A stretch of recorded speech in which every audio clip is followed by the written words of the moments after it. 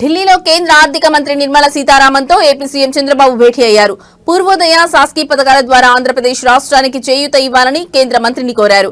అలాగే రాయలసీమను horticulture hub గా తీర్చిదిద్దేందుకు వచ్చే బడ్జెట్ లో నిధులు కేటాయించాలన్నారు. కరువు పీడిత ప్రాంతాల దాహార్తిని తీర్చేందుకు సాగునీటి అవసరాల కోసం గోదావరి వరద జలాల మళ్లింపు కోసం చేపట్టే పోలవరం నల్లమల సాగర్ ప్రాజెక్టుకు చేయూత అందించాలని సీఎం విజ్ఞప్తి చేశారు.